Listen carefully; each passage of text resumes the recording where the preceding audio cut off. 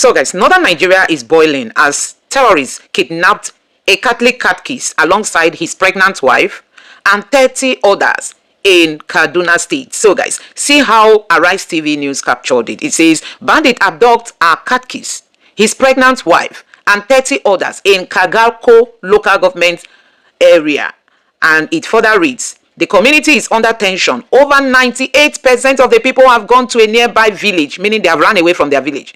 Those of us who slept in the village yesterday are not up to 40. It's even a risk sleeping in such a village. Reverend Father Linus Matthew Bobai, parish priest of St. Joseph Catholic Church, Kadako, Kaduna State, is speaking. He said terrorists came and kidnapped a catechist, his pregnant wife, and 30 others. People had to flee that community, that they were not up to 40 that slept in that community. So guys, the insecurity is not ending anytime soon. Now see how Sahara reporters captured it. Bandits abduct Catholic church worker, pregnant wife, over 30 residents in Kaduna community. And this person here is asking Raimo, dear Raimo, there are some of violence Islamists in Nigeria that need to be in the list of sanction. The former governor of Kaduna State, under the genocide of Christians from 2015 to 2023, Elrufai. The National Security Advisor, who is a Fulani supremacist, Ribadu. The chief terrorist Fulani spokesman, Sheikh Ahmad Gumi. This person boldly wrote to Raimo. He tagged Raimo, tagged Elrufai, tagged Ribadu, and possibly Sheikh Gumi is not on Twitter. He didn't tag him here, but he boldly called the attention of all of them, telling them that they are part of the terrorists, and he's reporting them to Raimo, saying, Raimo, you missed the names of these people in your list of sanction. So guys, but we know that America said this sanction is going to be on Macban. That is the Mieti Allah Cattle Breeder Association. Is also going to be on Mieti Allah Katahore. These two groups, guess what? Elrufai, Ribadu, Sheikh Gumi, they are all parts of this group. Many of the Fulani elites belong to this group. So it's not as if it's only those who are pursuing cow in the forest. No, these are, even Sultan of Sokoto is part of the Mieti Allah community. So the US know what they are doing. So for the fact that they've named that association, they've actually captured every other person who is a member of that association, except they will start renouncing that they are not part of the association again. Now take a look at more horrific things happening in northern Nigeria. This one here says, terrorists in military uniform kidnap 15 passengers in Benue State. So guys, this thing is not ending anytime soon. And Cubana chief priest and Cubana, they are busy supporting City Boy campaign for 2027. They don't care. You must have heard that. Igbo business people, Cubana chief priest, Okubi Cubana, and there's another one, they've bought vehicles to support Tinubu's re-election. They just want money in their pocket, not if Nigeria is boiling or not. Now, this other headline here says, stop vigils or face sanction. Kogi government warns churches amid rising kidnapping, bandit attacks. So they finally yielded that people shouldn't do vigils. People should stop going. Very soon, they are going to ban churches in Nigeria. So guys, this is what is happening. Very soon, people will no longer go to churches. While Obi Cubana and Cubana chief priest, they are busy buying vehicles to support Tinubu re-election in 2027. Tell me, what could a colossal failure look like if not what we're experiencing in Nigeria? No leadership on ground. Terrorists are about to run this country aground. It's like they've won Tinubu not even to dare challenge the criminality that is happening in Nigeria so that they will vote for him. And that's why Tinubu is so silent over what is happening. I'm just going to allow you to take a look at these videos and let me know your thoughts in the comment section below. Please don't forget to subscribe and turn on the bell notification for more. Now take a look. Linus Bobai, the parish priest of St. Joseph Catholic Church, Kutaho, Kaduna State. Thank you so much for joining us on the news tonight under these very disturbing and heartbreaking circumstances. Like we've told our viewers from the reports just read now, you were not around when this happened, according to the reports we gathered. If you can reiterate if that's correct, that you were not on ground when this happened, and what's the current situation on ground now? Yeah, good evening. Thank you for having me. The event happened on Monday, precisely around 11:48. That was when the bandits entered our community, Kutaho. Although I was not around, I went to Kaduna to get some textbooks for my students. So only for my friend, Pastor Balak, then Asibe, the pastor from the Equa Church that were working together in the same community, Kutaho, under Kakarku local government, Aribi ward, Kenyi district. And he said in Hausa, Father, that is, Father, there is a problem. I said, for you to call me by this time, I knew that something has happened. What is it? He said, Father, bandits entered our community. And he said, they went away with 16 persons, including my cat keys and his heavily pregnant wife with their small baby. Nobody was killed. And then our village head, Chief Agama, was also attacked. Agama Enam was attacked with the machete. And then, leaving our community, they went to one of our outstations at Kujir. Kujir is under Kakarku local government. And also, they went to one of our Miwazi house. Miwazi is also like a pastor. So they went to his house, they went away with his children, and then one of them was Daniel Francis Gedere, and his wife, and then two of his children, and then two other ones.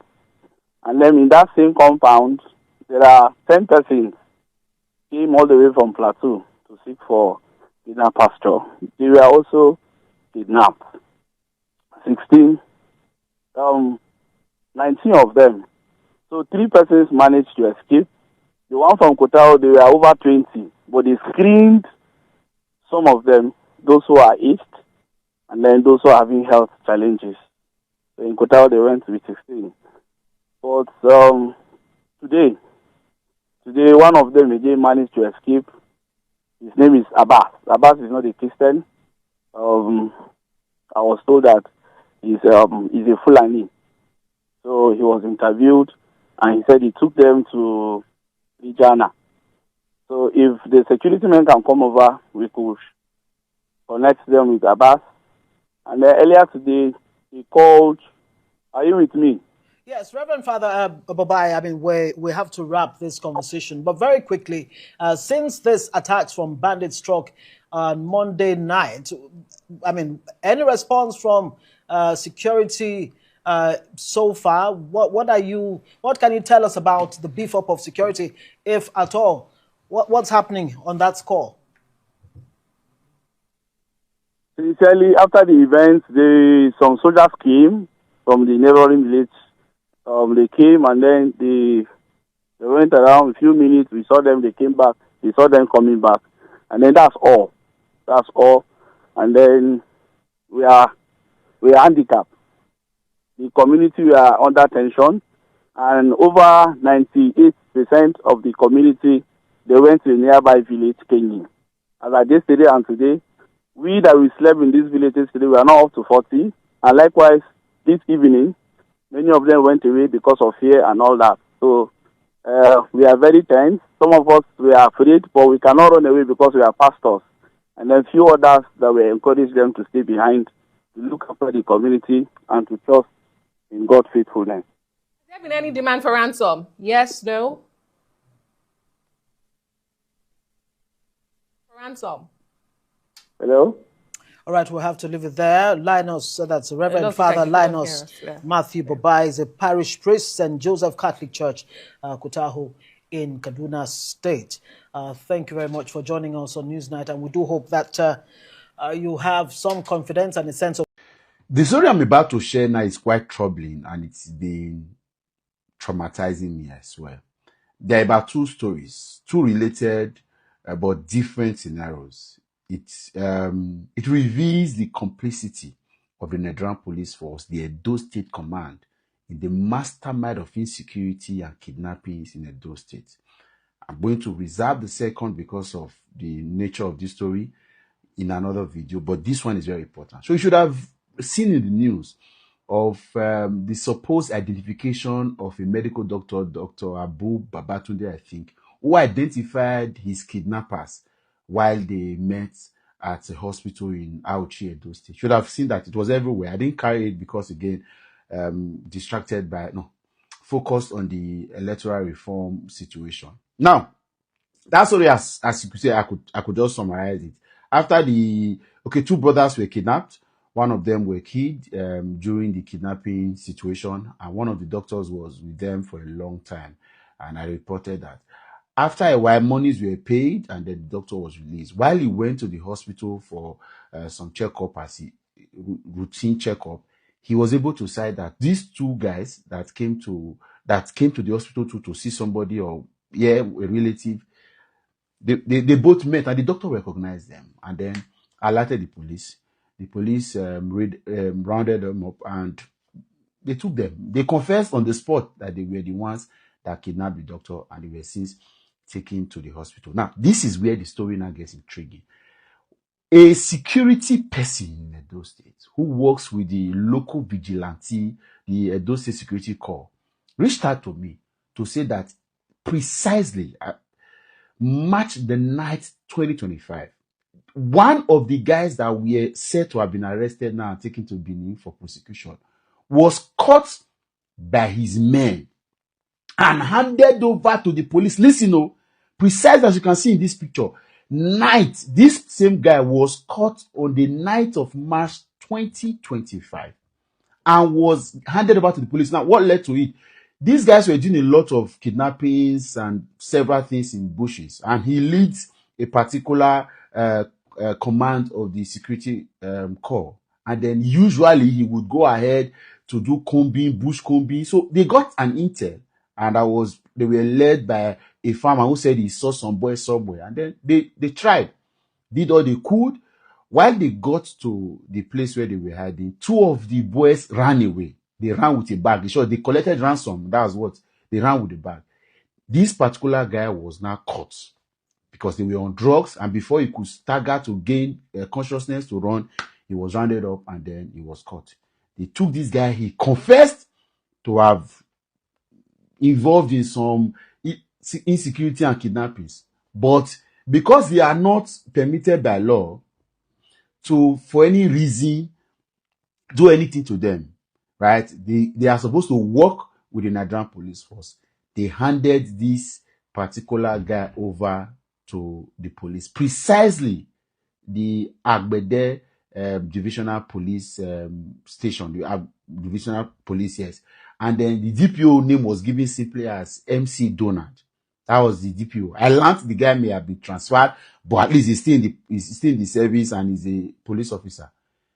DPO MC Donald received this particular guy, and then because they were done with their job, they went away. He is now shocked to see that this same guy was released first and foremost, and he has gone back to kidnappings. And he gave me several stories, several scenarios of how this particular Agbede divisional police officer have been, because again, with due respect, he's a northerner. And this guy is a northerner too, from the Fulani extraction. And there are several petitions. In short, some of the petitions that may have led to his transfer, he cannot confirm in immediate, that this same guy, the divisional police officer and MC Donald, have always allowed some of these criminals that are being caught to be let go. He used several tactics. Sometimes he delay prosecution. Sometimes he refused to charge them to court. And some other times he even initiate settlements. Listen, he initiates settlement. If the pressure is too much, he will go and initiate settlement for them. The next story also relates to something that concerns it, but that is even more devastating. Now, this is obvious.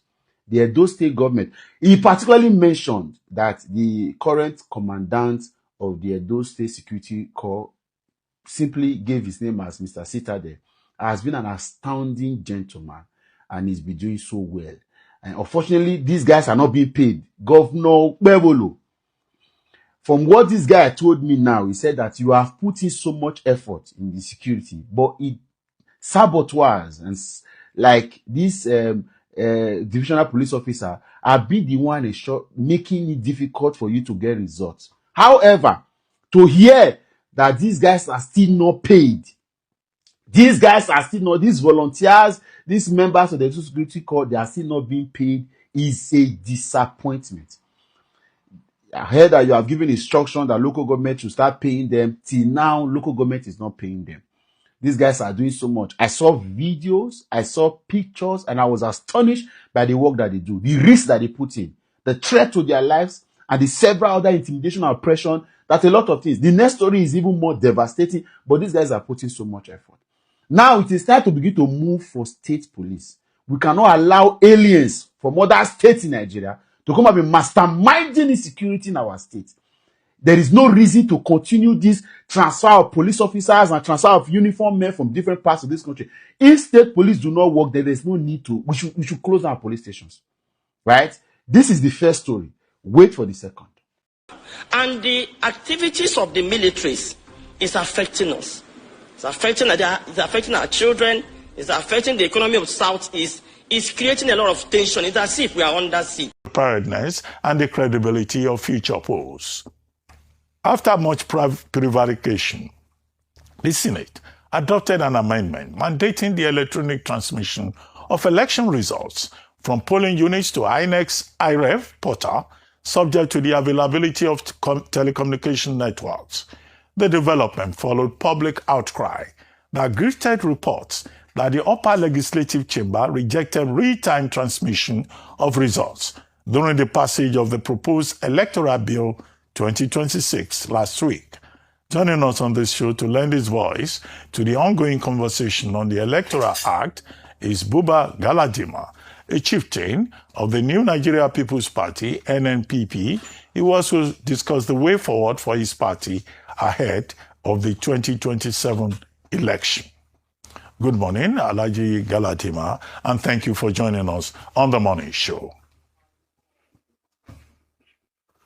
Thank you very much, Dr. Bati, for having me on this platform today. Well, very quickly, just two things I would like to ask you to start the conversation. Your reaction to the amendment or re-amendment of Section 60, Sub 3, Sub 5 of the Electoral Act 2022, with the National Assembly, the Senate, not the National Assembly, now saying that, okay, you can have electronic transmission, but where there is problem with the transmission, you use from EC8A to transmit to the IRF portal. Where the Supreme Court has said, it's a viewing portal, it's not a collation center. So do you see any problem with this? And then secondly, and even the more urgent question in my view, the United States House of Reps in a bill being pushed by Chris Smith and also Representative Riley Moore have singled out Senator Dr. Rabiu Kwankwanso as a financier of terrorism in Nigeria. Why do you think he was singled out? You are his very close associate. So what do you know? What kind of reaction do you have to that declaration by the U.S. House of Reps? Well, Dr. Abati, as you know, I'm an old man, well above 75. So it would be better for me to answer your question one after the other. Are we talking about the Senate position on the Electoral Act, or we are taking the one on Kwankwanso? And then Kwankwanso. No, first Senate decision this week, and also Kwankwanso. It's okay. Just leave it here. Senate first. Okay. Well, the Senate had not made any amendment on the 2022 electoral law because they left it as it is. What they had done, they were just wise by half. And they thought that everybody is deaf, dumb, and unintelligent like they are. Why should they tell us we should do transmission real time, electronically, and at the same time say both? Because they came under pressure that if that is not possible, you do manual transfer. You know that for sure, if that bill is passed as it is, the INEC will be directed under the table to only use Form EC8 so that they could rig election and come back to their various houses. They should know that we will know this. So we are not taking any amendment with the but. Either it is electronic transfer of election results or no. The Senate cannot be wise by half, and they should be told so. And I also would want to say that the Senate or members of the National Assembly should know that they are our servants. We sent them to do laws for the good governance of Nigeria. They don't have an opinion above the opinion of the people. And Nigerians 101% supports electronic transmission of election results. There is no single person except a beneficiary of fraud that supports manual transfer of election results. We have gone through this. Dr. Abati, you know, in 2015, it was the use of the card reader that became the game changer. And I was in the forefront of fighting for the use of the card reader after studying the electoral processes in Ghana under Professor Ofari Gyang. And this time around, I don't want the population of Nigeria to think that only politicians can put pressure. No, it is the duty of every Nigerian to come out and tell these people once and for all that enough is enough. Each time it is election cycle, they will tell us stories. What had happened between 2023 to today that they were not able to provide network coverage for the whole of Nigeria? That is possible. If they don't know, I will get them a country in this world that can borrow satellite to Nigeria for 8 hours during the conduct of that election. So please, they should not provoke Nigerians because they believe that no Nigerian matters and that we Nigerians elected them our kings, not our servants. That is for this. And of course, the issue of Chris Smith, I learned of it through my son yesterday around 10 o'clock. He sent me a clip. And later on, a lot of people started bombarding me with the questions as to that Kwankwaso was a financier of terrorism because, according to him, he was the one that promulgated a Sharia law in Kanu that have made blasphemy a capital offense. I think that is most unfair. Most unfair to Kwankwaso, most unfair to his person, and most unfair to his integrity as a peaceful Nigerian. What we see is intrigues of election 2027. And you, my friends in Arise TV, are complicit in this because either in 29th of December, is it January or 30th, your sister organization, This Day newspaper, published a story about Kwankwaso and said that Kwankwaso was demanding an impossible, putting an impossible demand on the APC, that he wanted 25% of all federal appointments, that he wanted to be VP to APC or else he would not join. And incidentally and surprisingly, Arise TV constituted a panel of 3 people, all anti-Kwankwaso, and found him guilty, disparaged his image, his integrity, and blackmailed him into saying that he's selfish, he's this, he's that. That was most unfortunate coming from friends. I would have wanted to ask, did Kwankwaso ever, apart from the Paris meeting of 2023 with President Bola Tinubu, ever met with anybody from the APC to discuss issues of either merger or defection? My answer is no. And if there is any evidence available to Arise TV or the This Day newspaper, who are my friends? Please, they should come up with that evidence and show the world. You are too a precious news platform that you should not be succumbing to blackmail by people who want to disparage the image of innocent Nigerians. Now, one thing led to the other. We know, we were told, there were rumors all over that Kwankwaso was going to be arrested if he refused to defect to the APC, that Kwankwaso is going to be, this is going to happen to him, that EFCC will look for him, that ICPC will look for him. Surprisingly, the matter came offshore. That is in the US. And we wonder, from where did they get that story? And the Kwankwaso was the victim of Sharia.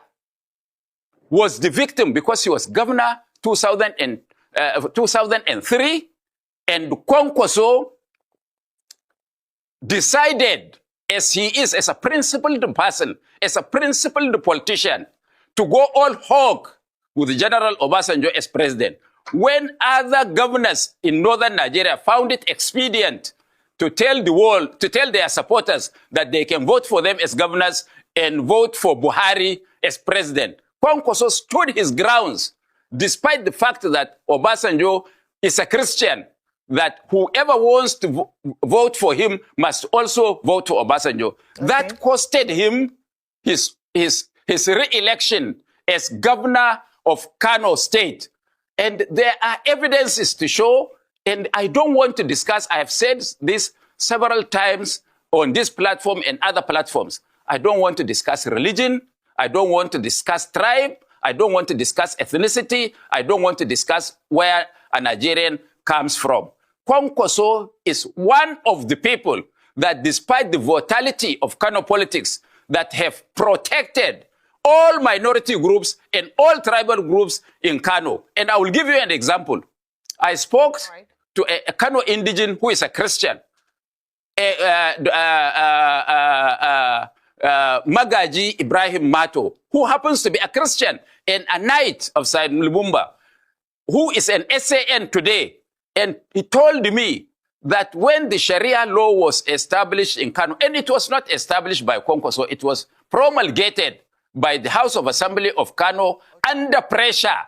And people should remember that the pressure of Sharia, Kwankwaso was reluctant and was about the last governor in Nigeria to do a Sharia law. And Shekarau used that platform of religion and Sharia, that he was coming to perfect Sharia, and Kwankwaso was not doing Sharia according to the dictates of Sharia. That is how Shekarau became the governor of Kano State. So how can anybody, how can anybody in his right senses accuse Kwankwaso, who is a loser during that Sharia debacle in Nigeria? And look, you accuse Kwankwaso of promulgating Sharia. How about those that started it? They were not mentioned. So this is politics being played by people who fear Kwankwaso being running for president or vice president of the Federal Republic of Nigeria. So they have to eliminate him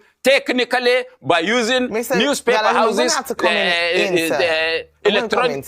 Can I please interject? Well, because it is too annoying. I know. I can appreciate that. No, I can appreciate that. And we also appreciate the passion with which you've come in this morning, and we're grateful for that fact. But let me ask you, you made a statement, sir, towards the end of saying that, and the Kwankwasia movement has released a statement, the NNPP has released a statement in defense of Dr. Rabiu Kwankwaso. And you said that because he's a political threat. But let's examine that. Political threat in what way? Because the NNPP has lost the governor of this only state where the NNPP has a governor has defected to the APC.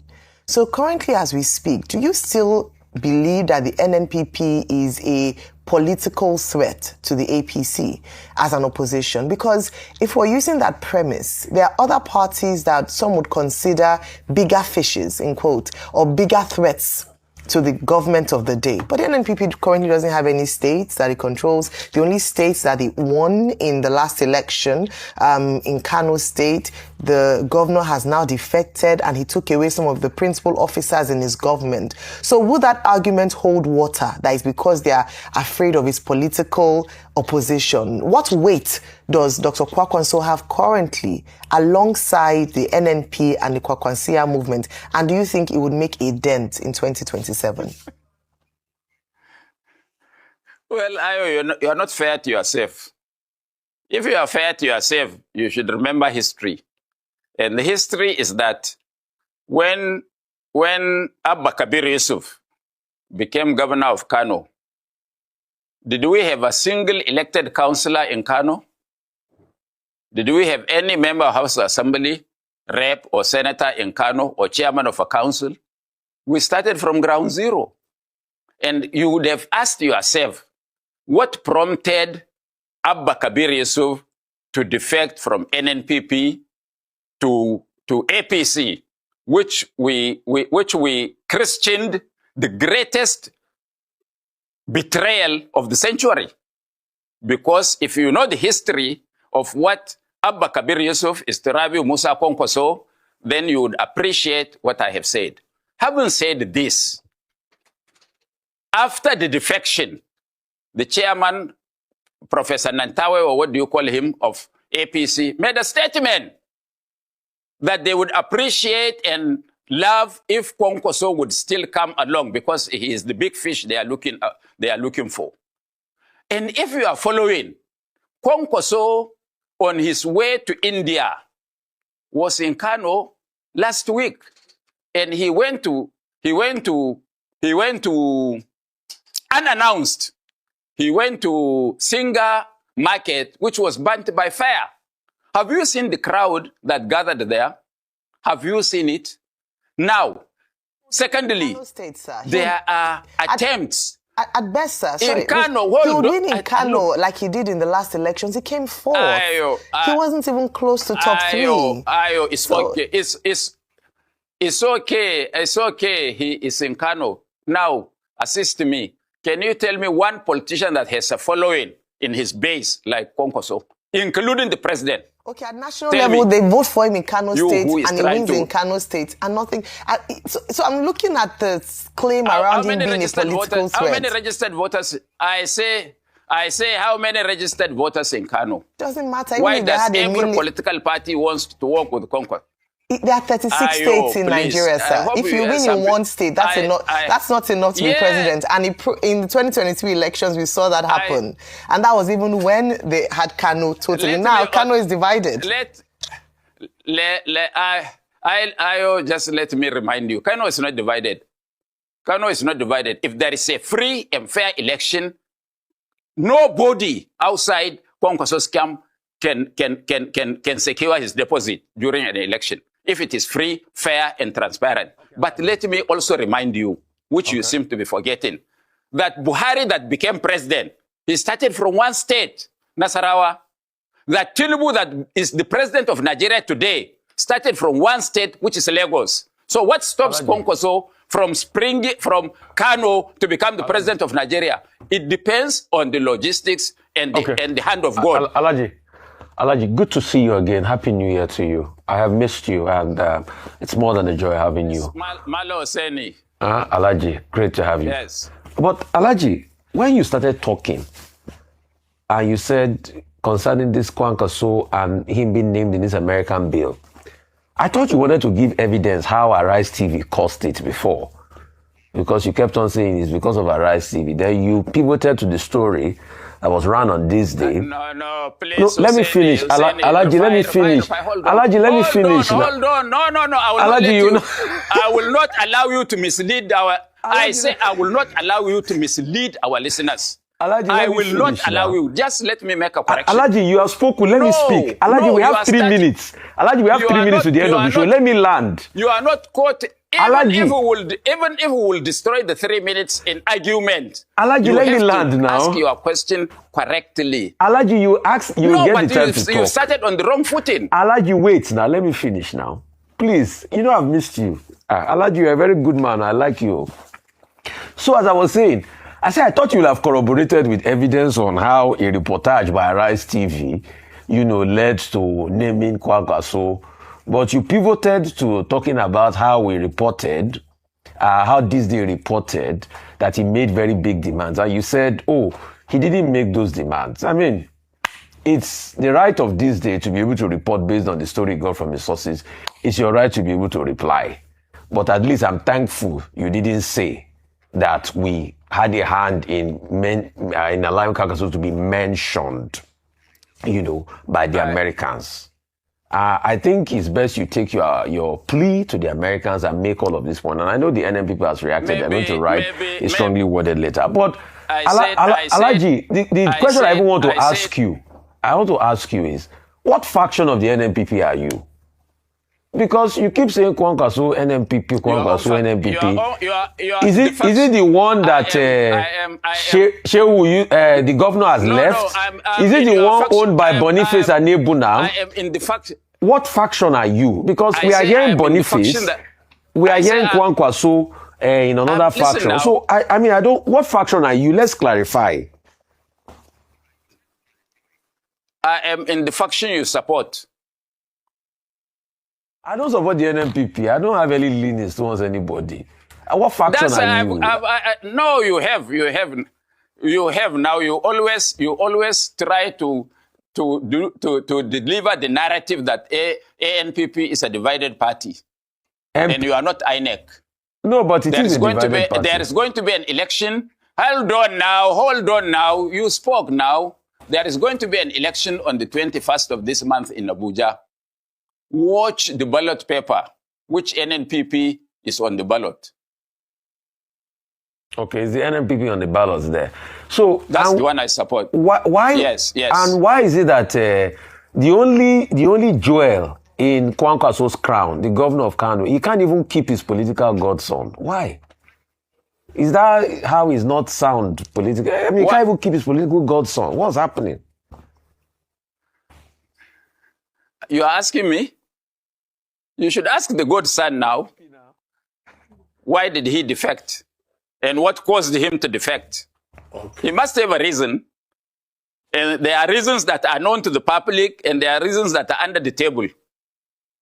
Okay. And then what is the backlash in Kano and all over the world? Do they hail him as he has done something good? Okay. We'd like to thank you very much, Alhaji Buba Galadima, for joining us on today's edition. So guys, let me quickly show you how some Nigerians have reacted after the government of Kogi State came out to say Nigerians should stop going to night vigil. This person say night vigil they know they fear Sharia law. Them know they fear Sharia law. This person say they are beginning to gain more ground over other religious activities. Soon, they will unexpected will gain its full purpose. When they told Nigeria jihad was coming, none ever took it serious. Instead, they accused of trying to divide Nigeria and rain curse on him. Today, the reverse is the case. So finally, Sharia is here. Create the problem and then pretend to bring a solution. So now, so jihad and Sharia win for Kogi. Hey, Jesus Christ, disgusting people. It is the government's primary duty to provide security and not to ban people from their worship. Next, it will be so not to go to church on Sunday. Honestly, that's just the fear. Do not go to school will also follow. Can we please deal with the insecurity? During the time of Buhari, Yaya Bello brought in so many Fulani militias. Just 8 years that Buhari left power. Let's say 10 years now, or 9. People are told not to go to church. This one here say the agenda done the mature small. Next thing will be to stop worshiping on Sunday. There is no more hiding. They hate Christianity. Yes, sanction the victims rather than fight terrorism. Nigeria, the country that bends to terrorists. Honestly, Nigeria is a country that bends to terrorism. Instead of going after kidnappers, they are going after Christians holding vigil. Soon, it will be stop being Christians. Government wants Christians amid rising Christian genocide, terrorist attack. Protect Christians in your state and do not stop them from their religious activities. Can you imagine?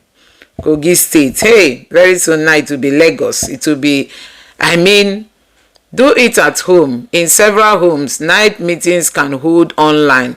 Rework your strategy till the evil tide is gone. That's what this person is saying. Failed government. You have failed to your primary responsibility to protect lives and property. Hey, anybody supporting the APC, if you are a Christian and you are supporting the APC, you are just like an antichrist. If you are a Christian and you are supporting the APC, you are just like an antichrist. Gradually, Christianity is about to sleep in this country because of APC. No political will. I don't know the kind of covenant they enter before getting into power that will make Tinubu to get into power. A southern governor, a southern president. He cannot even come out to speak. He can't even usher, command. He can't even move his body. It's as if whether he's in Nigeria, we don't know. Whether Tinubu is in the country, we don't know. Whether he's outside, we don't know. There is no difference when Tinubu is around and when he's not around. You don't feel his presence. You don't feel his impact. You don't feel what he's doing. Terrorists are taking over Nigeria. Nobody is talking. Nobody is saying anything. Christian leaders are quiet.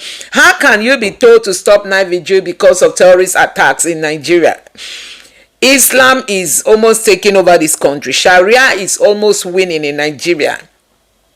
As these people are now bending to telling Christians, government is supposed to protect the people. It's not telling the people that these terrorists are powerful than us. We cannot dare them. The best thing is for you to stop coming for night vigil, or you risk being sanctioned. They are even saying sanctioned. They are not even telling the people to stop night vigil. That if you go for night vigil, you'll be sanctioned. Failed government. You have failed to your primary responsibility to protect lives and property of your people. Instead of giving them the needed security, you are asking them to stop church. Are you indirectly canvassing for Sharia law too? The amount of banditry and terrorism activity going on in Kogi is unprecedented, but they are doing a good job of keeping it away from the media. It is well. Now, wow. They are doing a good job of keeping it away from the media. Can you imagine? God can no longer protect Christians. What good is their pastors that drink tea with God? This is what this person is saying. Another person, what about bandits that kidnap people from their homes? Are you going to ask them to stop staying in their various homes? Brainless advice. And this person, vigil and crusade is what they do best. Put church program from Monday to Sunday, a different extortion method called tithe and offering. No matter how poor your neighbor is, you will also find different churches there. I don't know what people are saying.